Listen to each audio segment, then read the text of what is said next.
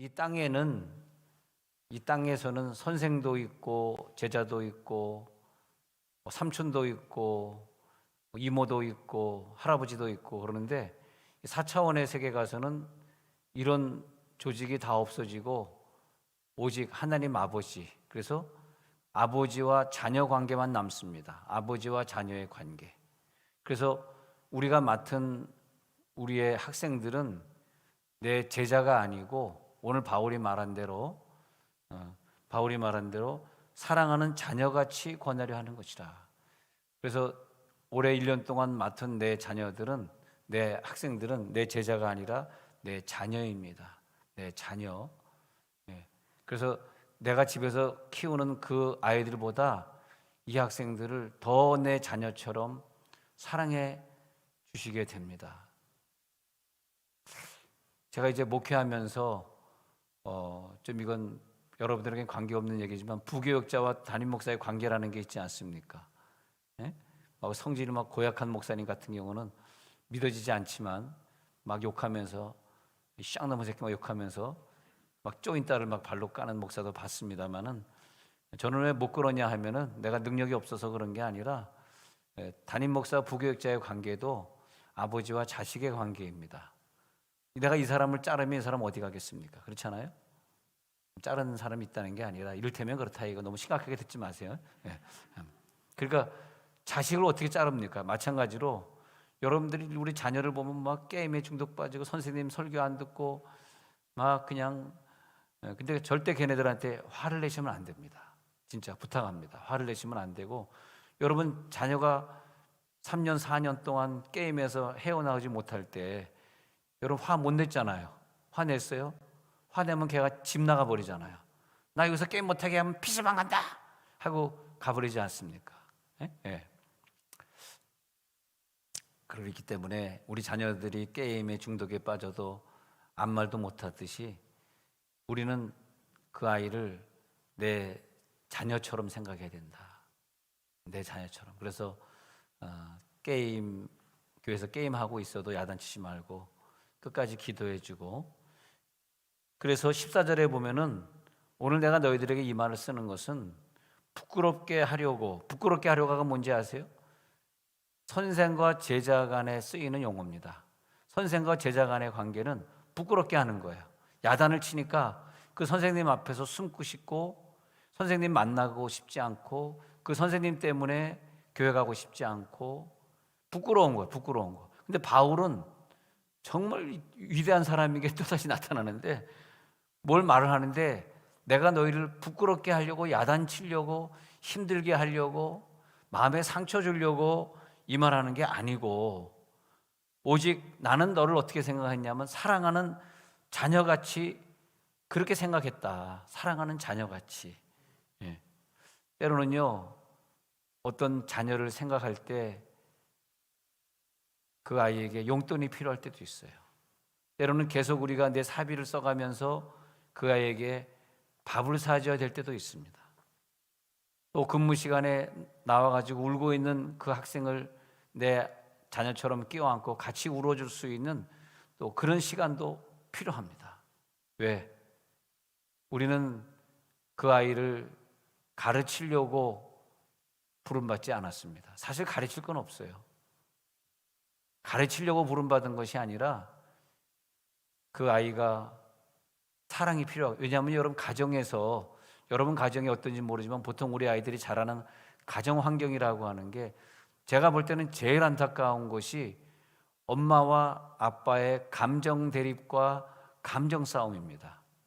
이 감정을 이기지 못해가지고 다투고 싸우고, 또 그 감정을 누르지 못해서 술 마시고, 또 남자보다 엄마는 더 감정의 기복이 심하다 보니까 아이에게 막 함부로 욕하고, 그런 가정에 있는 아이들이 교회에 나와서 사실은 무슨 설교를 들으려고 나온 것이 아니라 더 많은 사랑을 받고, 자기가 가정에서 자식으로서 받아야 되는 사랑을 못 받은 부분을 우리 교회가 그것을 감당해 줘야 된다. 그래서 나는 교육자든 교사든 우리 교회에서는 애들이 삐뚤어 앉았다 해서 똑바로 앉아 그렇게 하지 마시고, 사실 똑바로 앉아, 너 어디 보고 앉아 이렇게 하셨잖아요. 그 부모가 저한테 컴플레인을 합니다. 이게 못 나와요. 누가 막 야단쳐서 못 나와. 집에서도 야단 안 치는데 교회 와가지고. 사실 그 야단 치는 게 좋은 건 아닙니다. 근데 물론 그 사람은 살아온 배경이 야단을 맞고 살았고 또 야단을 쳐야지 얘네들 바로 잡는다고 생각하지만은, 좀 우리 아이들이 어렸을 때 예배 시간에 뭐 누워서 예배 드릴 수도 있고 다리 쭉 펴고 예배 드릴 수도 있고 뭐 장난칠 수도 있는데, 그건 어쩔 수 없는 거라고 생각합니다. 왜냐하면 교회는 치유하는 곳이지 아이들의 자리를 바로 잡아주는 건 아니기 때문에. 그래서 우리들의 인간관계는 둘 중에 하나예요. 아비가 되든지 자녀가 되든지. 자, 우리 1:1 양육 본격적으로 해주시고, 또 우리 꼬마 아이들도 아이들을 하는 1:1 양육이 있으니까 일주일에 한 번씩 만나서 아이들과 1:1 양육하면 참 좋을 것 같습니다. 근데 우리가 1:1 양육하면서 절대 성경을 가르치고자 하는 것이 아니라, 성경은 세상 도처에 공부할 때가 많이 있습니다. 우리 교회는 성경을 가르치고자 하는 것이 아니라 그가 받은 상처를 나누고 그의 깨달음을 같이 수긍해주고, 그 깨달음 참 위대하다 같이 인정해주고. 왜? 아비니까. 여러분, 아비 안 돼 보셨어요? 아비? 제가 사실 애를 싫어했기 때문에 애를 안 낳거든요. 진짜 애를 안 낳은 이유가 있습니다. 그리고 언젠간 선교사로 떠나야지 하는 마음 때문에. 선교사들은 보면 다 이렇게 객관적으로 보시듯이 다 자식들 때문에 돌아오고, 자식들 교육시키려고 그 아까운 선교비를 막 하는 걸 내가 어릴 때 보면서, 나는 선교사니까 나는 애 안 낳는다 해가지고 거의 10년 만에 아들을 낳습니다. 사실 안 낳으려고 그랬는데 LA 충신교회 목회하는데 우리 어떤 안수 집사님이 소문을 내기를, 손흥원 목사한테 안수기도 받지 마라, 하자가 있다. 그래서 나 하자 없다는 걸 증명한 게 우리 선우 예일입니다. 나 하자 없어.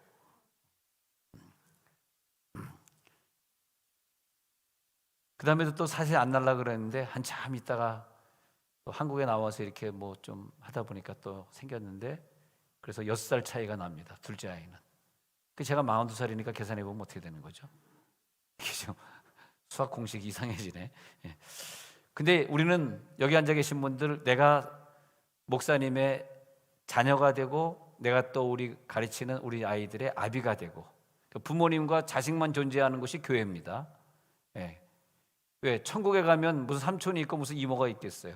하나님 아버지만 존재하잖아요. 우리가 신앙생활하면서 하나님 아버지 그래, 누가 하나님 삼촌 그런 사람 누가 있으며, 하나님 이모 그런 사람 누가 있어요? 하나님 친구 그런 사람 누가 있어요? 이 기독교 세계는 아버지와 자녀의 문제.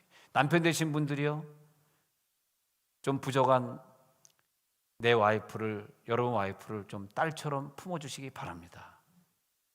아멘 안 하는 것 봐요. 네. 내 딸이다 해가지고 싹싹 쓰다듬어 주세요. 때로 엉덩이도 좀 만져주시고, 내 딸 엉덩이도. 아멘. 죽어도 안 하죠. 그러면 또 여성들은 남자들이 생각할 수 없는 감정의 세계를 막 그냥 오르락내리락 하고 사는 여자들입니다. 그렇기 때문에 갑상선의 문제도 생기고 병도 많이 걸리고 위장병도 많이 걸리고, 그게 여자의 세계거든요. 남자가 어떻게 사랑해줘야 되는지 잘 모르시면 제 아내한테만 물어보시면 잘 말해줄 겁니다. 내 남편이 어떻게 자기를 사랑해주는지. 여기까지만 하도록 하고요. 그래서 자, 우리가 불신자를 만난다 그랬을 때는, 불신자는 어떻게 봐야 되냐면 내 태중에 있는 사람 이렇게 봐야 돼요. 그리고 그 태중에 있기 때문에 내가 10달 동안 조심스럽게 품고 있어야 되겠다. 그래야지 조금 전도하다가 한 달, 2달 만에 교회 안 나온다고 안 달래 말하고 지옥가 그리고 져버리면 안 됩니다. 그래서 그들에게 내 뱃속에 있는 것처럼 따뜻한 온기를 전달해주고 친절해주고, 그러니까 10개월 동안 밥 엄청 사주고 옷도 사주고 그러면서 그의 마음을 사는 것이에요. 왜냐하면 그는 내 태신자, 내가 품은 아이이지 내 사람이 아니고 내 아이거든요. 자, 그 다음에 교회를 출석하게 됐다. 이제 막 믿기 시작한 신생아일 경우에는 뭐 성경책도 갖다가 전달해주고 그러면서 계속해서 신생아는 뭡니까? 이제 자기 혼자 움직일 수 없는데 교회 나오고 있는 거예요. 싸고 뭉개고 울고 보채고 연락 끊고 교회 안 나오고 분명히 그럴 겁니다. 그때 절대 화내면, 우리가 이 신앙생활 할 때 화내면 실패하는 거예요. 힘들지만 화내지 마시고 많은 정성을 더 쏟아부어야 돼. 그래서 어린아이 기저귀 갈아주듯이 그를 잘 케어해 줘요. 그래서 우리 새가족부에서 바나바 사역이라 그래서 새가족 공부 끝날 때까지 그를 끝까지 케어해주고 편지도 보내주고 하면, 편지 와서 엽서 와가지고 굉장히 감동받고 그러지 않습니까? 그런 것처럼 내 아이다 그런 마음으로 해야 되고요. 그 다음에 이제 그 신생아의 시대가 지난 다음에는 이제 성장하기 시작했다. 그랬을 때는 진실하게 사랑의 교제를 나누고, 그가 세상에서 가지고 있던 수치감과 열등감, 우리 학생들 같은 경우에는 공부에 대한 스트레스가 굉장히 많습니다. 공부에 이게 머리가 나쁘니까 해도 못 따라가겠거든. 공부 잘하는 애들은 워낙 그 선행 학습을 통해서 다 배우고 들어왔기 때문에 항상 1등하고 달려가는데, 이거 뭐 뒤에서 노는 애들은 아무리 해도 1등할 수가 없거든요. 그러면 스트레스가 얼마나 심하겠어요. 그런 아이들하고 우리 선생님들이 진실한 사랑의 교제를 나눠주시고, 그들이 가지고 있는 열등의식이 많거든요. 그 자존감을 높여주시고, 또 친구랑 싸우고 실수하고, 또 때로는 세상의 유혹에 빠지고, 또 중학교 고등학교 되면 담배 술 같은 건 한 번씩 기본적으로 해봤다고 생각해야 됩니다. 또 담배 피는 걸 발견할 수도 있고, 그러면 같이 가서 피면 또 안 되겠죠.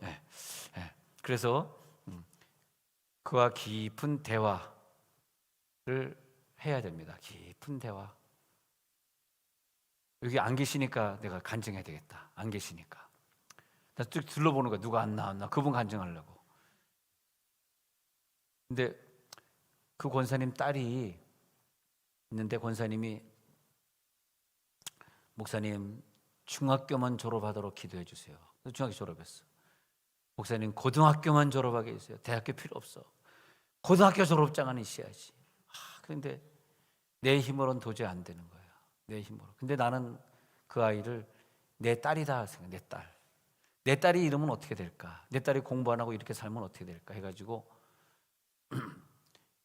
이제 한설동에 예배드리고 도담동에 두 군데 예배드리니까 기회가 온 거예요. 한설동에만 예배드리면 반주자가 딱 정해져 있는데, 반주자 홍은주, 삼부성가대 홍은주는 제가 저 수지제자교회 할 때부터, 중학교 때부터 반주하는 애기 때문에 지금도 반주하고 있지 않습니까?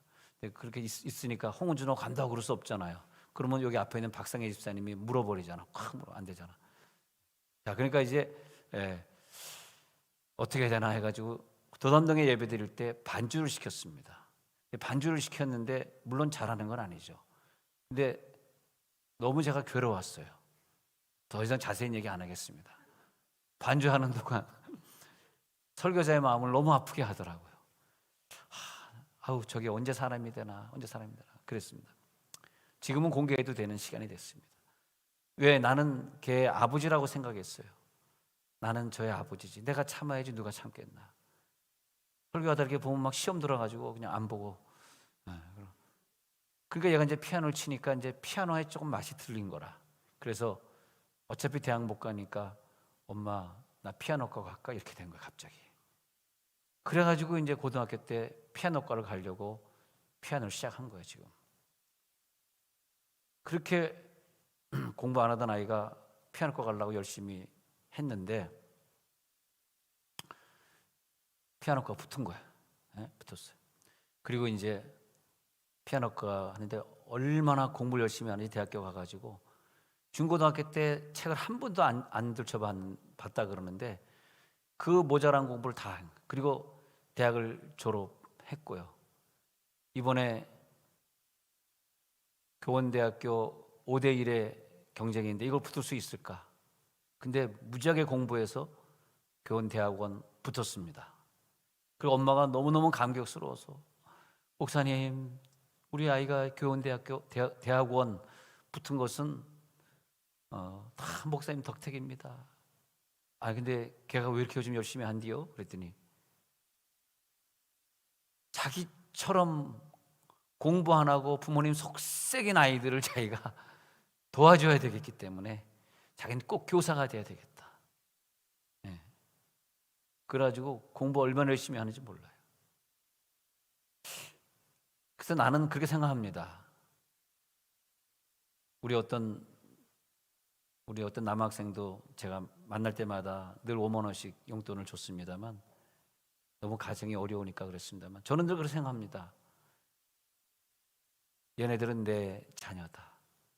아버지라면 어떻게 했을까? 아버지라면 이걸 못 참았을까? 아버지니까 참는 거지. 선생은 못 참습니다. 선생은 화냅니다. 아버지는 화 못 내는 거죠. 그 아비의 심정을 바울을 통해서 알 수 있겠더라고. 그래서 계속 대화해주고, 다른 친구들은 걔를 안 믿어줘도 끝까지 믿어줌의 관계, 너와 나는 믿어줌의 관계. 엄마 아빠가 대화를 안 하려고 그럴 때 카톡을 보낼 수 있는 선생이 있어야 돼요. 선생님, 나 지금 너무 괴로워요. 나 극단적 선택하고 싶어요. 이럴 때 문자를 보낼 수 있는 선생님이 꼭 있어야 되거든.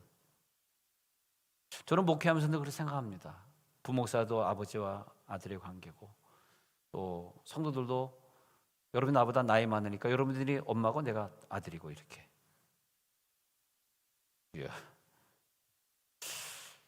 그래서 너희를 부끄럽게 하려고 하면 안 된다. 부끄러운 관계가 되면 안 된다는 거야. 14절에 부끄러운 관계 아니다. 우리는 내 상처를 다 가지고 올 수 있는 그런 관계다. 15절에 보면요, 15절에 1만 스승이 뭐가 필요했어요. 1만 스승이 1만 명의 스승보다 한 명의 아버지가 낫다, 그런 거예요. 그리스도 안에서 1만 스승이 있으되 아버지는 많지 아니하니, 만 명의 교사를 가지고 있으면 뭐하냐고요. 한 명의 아버지가 없는데. 그렇지 않습니까? 만 명의 교사는 그 10만 명의 아이를 변화시킬 수 없는 거예요.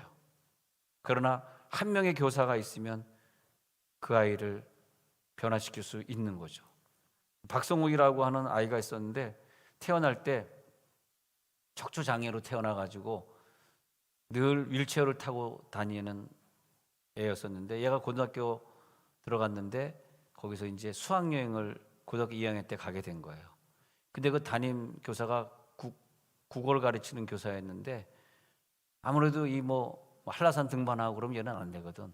그래서 학교장에게 건의를 해가지고 이번에 수학여행은 얘 고등학교 2학년 박성욱의 마지막 수학여행이고, 그런데 죄송하지만 이 평지의 휠체어를 제가 끌고 다닐 수 있는 곳으로 좀 부탁합니다 해가지고 학교장이 허락을 했습니다. 그래서 수학여행 코스를 그 학교는 싹 바꿔버리고 이렇게 바닷가라든지 얘가 이렇게 가서 할 수 있는 곳으로 3박 4일을 갔다 왔습니다. 그리고 또 좀 험한 곳이 되면은 이 선생님이 안 가고 또 편한 길로 이렇게 돌아가고 그러면서,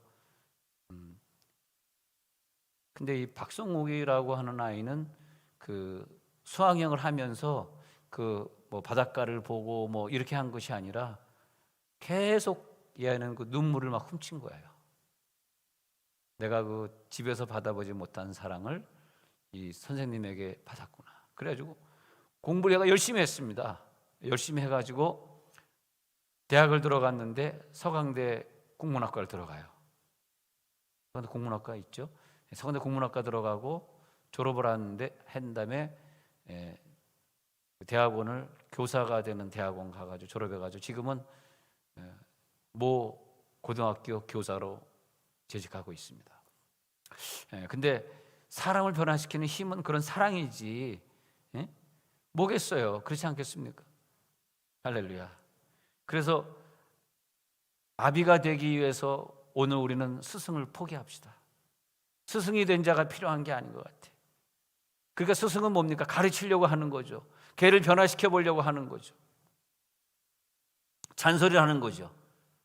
그러나 아비가 되어라, 그 말은 뭐냐면 가르치지 마라.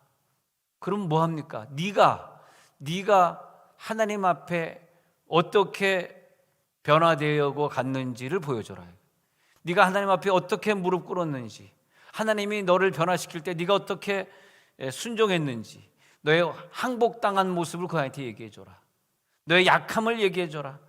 하나님이 너를 설득하고 있는데 내가 어떻게 오늘 설득당해가고 있는지, 내가 과거에 어떤 어떤 학생이었는데 설득을 당해서 지금은 그 세상 것 끊고 담뱃을 끊고 어떻게 내가 하나님이 나를 점령해 가고 있는지를 얘기해 줘라.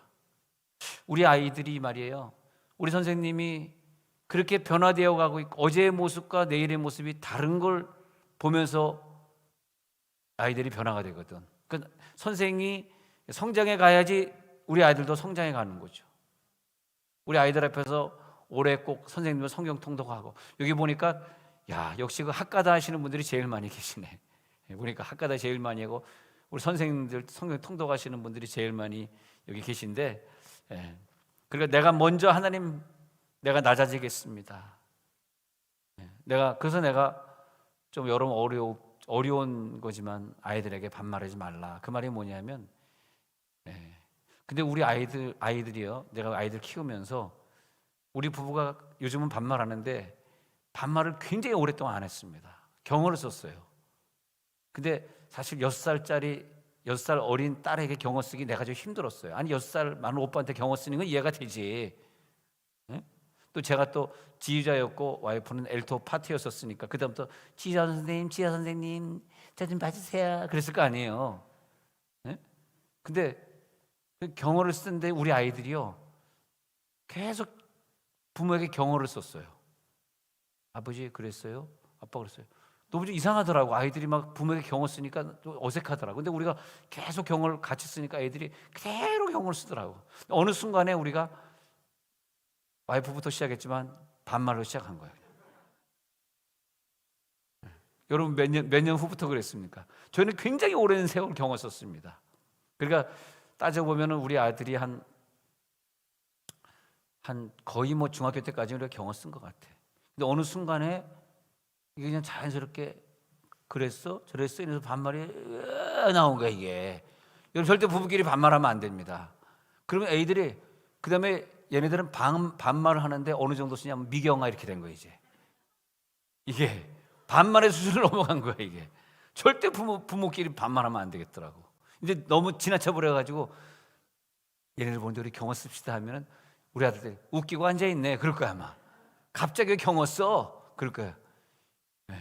그래서 나 이제 어쩔 수 없어. 정복당했어. 이젠 졌어. 그래서 아들한테 형님 들어오셨습니까?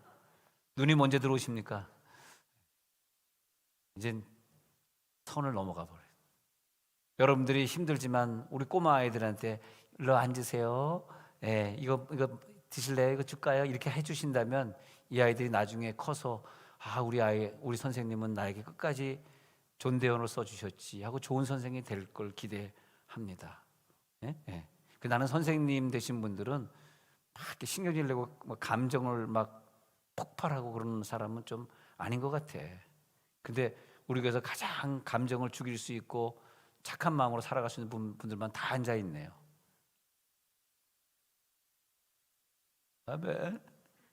아멘. 그래서 우리 부모님은 나를 낳을 때 목숨을 걸고, 특히 옛날에는 병원에 가지 않고 제가 태어날 때만 해더라도 그냥 가위 하나 들고 골방에 들어가서 낳았대는데, 자녀를 다 그렇게 낳대요. 한 명도 병원 간 적이 없대요. 저도 막내로 태어나면서 나도 그랬다 그러는데, 그러니까 내가 태어나면서 엄마가 죽을 수도 있잖아요. 그러니까 태아가 태어났다는 것은 뭐냐면 목숨을 바꾼 사랑이거든. 그러니까 우리가 우리 학생들 사랑할 때 내 목숨이다, 내 목숨을 바꾼다. 자, 여러분 우리가 세종에서 여기 앉아 계신 여러분들의 사명이 참 큽니다. 제가 다른 교회 이제 사람들 만나보고 이렇게 해보니까 죄송하지만 우리 세종에 있는 아이들에 대한, 그 아이들을 가르치는 그 교사들에 대한 기대가 없더라고요. 우리 교회가 좀 그나마 좀 소문이 좋더라고요. 다른 교회는 너무 사무적이다, 너무 연락도 안 해준다, 케어 안 해준다. 근데 우리가 이 사명을 감당해야 되기 때문에 오늘 여러분 이 말씀 참 중요합니다. 여러분들이 이 제2의 청소년 운동을 세종에서 꼭 일으켜 주시기 바랍니다. 더 큰 사역을 우리가 해야 될 것 같습니다. 그래서 지금보다 더 많고 더 큰 사역을 해야 되기 때문에 우리 많이 아이들을 상담해 주시고, 내 얘기를 하려고 그러지 말고 분만 공부 시간이 되면 그 아이들의 얘기를 좀 많이 좀 들어주시고, 그러면서 바울이 말하는 것처럼 나는 날마다 죽노라 그러지 않습니까? 내가 내 아이들 앞에서 죽어야지. 누가복음 14장 26절에서는 내게 오는 자가 자기 부모와 형제와 자기 목숨까지 미워하지 아니하면 능히 내 제자가 되지 못하고, 우리가 먼저 주님의 제자가 될 때 내 목숨까지 바칠 때 주님의 완벽한 제자가 되고, 그 다음에 내 목숨을 바쳐서 내 제자들을 내 아이처럼 사랑해주고, 누가복음 14장 33절에 내려가서 보면은 모든 소유를 버리지 아니하면 내 제자가 되지 못하리라. 내 소유보다 이번에 맡은 내 아이들이 더 감사하고 사랑스럽다, 그렇게 해주시면 되겠습니다. 그래서 우리가 이 사역을 오늘 감당하면서 빌립보서 3장 7절 8절에 있는 것처럼 과거에 내가 유익했던 것들을 좀 다 잊어버리자. 이 아이들 이름을 놓고 매일 새벽 기도하자. 이 아이들 매일 문자 보내주고 매일 사랑해주자. 빌립보 3장 7절 8절 한번 읽어봅시다. 3장 시작. 그러나 무엇이든지 내게 유익하던 것을 내가 그리스도를 위하여 다 해로 여길 뿐더러 또한 모든 것을 해로 여김은 내 주 그리스도 예수를 아는 지식이 가장 고상하기 때문이라. 내가 그를 위하여 모든 것을 잃어버리고 배설물로 여김은 그리스도를 얻게 되는 것을 말하고 있습니다. 그 안에서 발견되는 것을 말하고 있습니다. 그 안에서 발견되길 간절히 바랍니다. 우리 아이들이요, 여러분 굉장히 괴로울 겁니다. 특히 중등부 가르치는 선생님들 많이 힘들 거예요. 중등부 교사 지원하는 아무도 지원 안 하더라고요. 맞을까 봐.